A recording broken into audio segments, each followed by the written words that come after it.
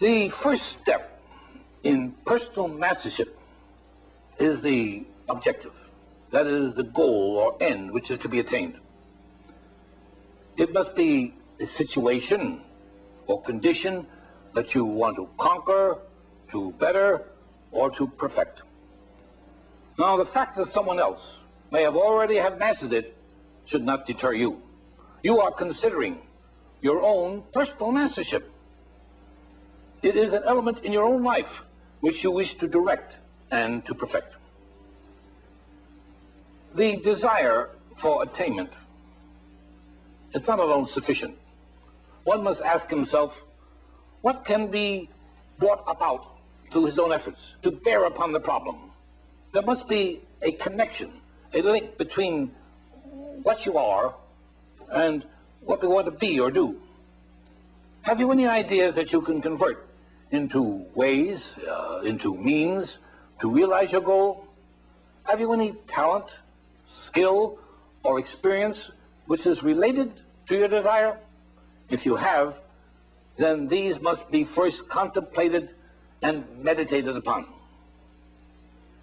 Now, it is at this point where cosmic or intuitive guidance enters into the enterprise.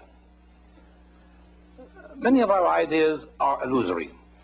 They have little or no connection with reality.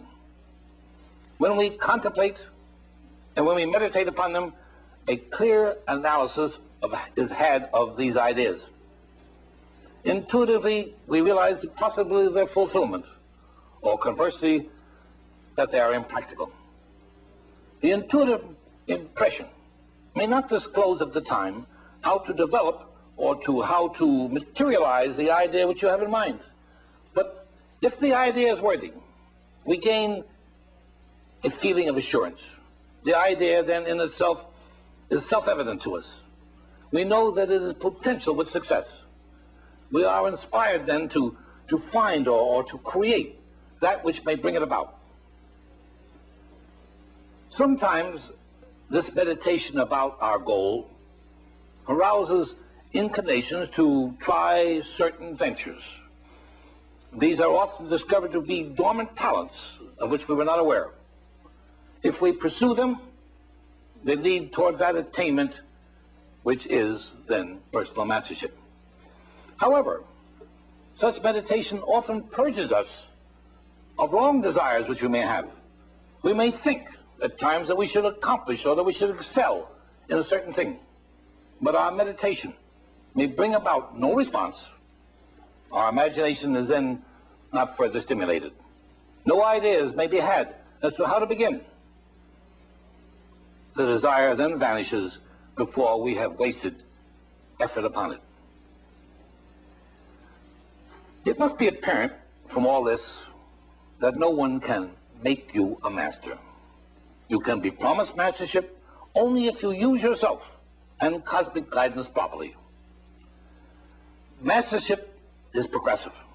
One advances from one kind of perfection to another. One can be a master craftsman, yet fail to discipline his own passions. One can be a master in the intellectual realm, yet fail to express any moral or spiritual qualities. The highest degree of mastership is the understanding of oneself and the full use of self in every demand of life. But this must be learned slowly. It is so admirable and yet exceptional that one who exhibits it is truly a cosmic master. It seems highly improbable that such an attainment is had in just one lifetime. There are certain basic rules upon which mastership in any capacity is dependent. The first is knowledge. Know that in which you wish to excel. Know what lasting benefits it may contribute to your whole self. No matter how mundane, how commonplace your goal, your conscience must tell you if it is worthy. If you don't have that conviction, even if you finally achieve your end, it will not bring you the deep satisfaction you wish. The next rule is to select the needed technique, the needed art or skill. This consists of what we may call the tools of mastership. These tools you must learn. The wrong application of them constitutes a wasted effort. Sometimes the greatest tool for a technique is the sheer thought or reasoning about it. This is especially so if what you wish to accomplish is that which is quite new and different. Careful analysis will show you the approach which is to be made. It may reveal what other methods can be adapted towards that end, which you may not have thought of. For analysis, or rather for analogy, we'll say, a chemical analysis reveals of what a substance consists. So too, the analysis of what we want to master often suggests the technique by which it can be had. The third rule is perseverance. That is, dogged determination or application. There is a moral or a mystical element in this third rule. It is, the more you give of yourself in effort, the more compensation to which you are entitled. The farther the pendulum swings one way, the more it will swing in return.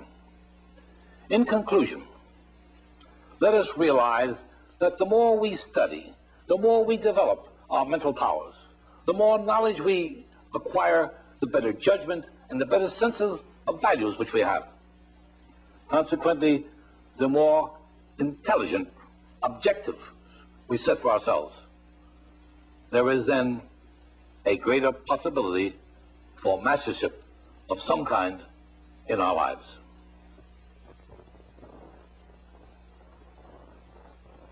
We are confident that this presentation by our beloved Imperator and others produced in the studio of the Order will bring to your consciousness a greater measure of personal contact with the officers and staff.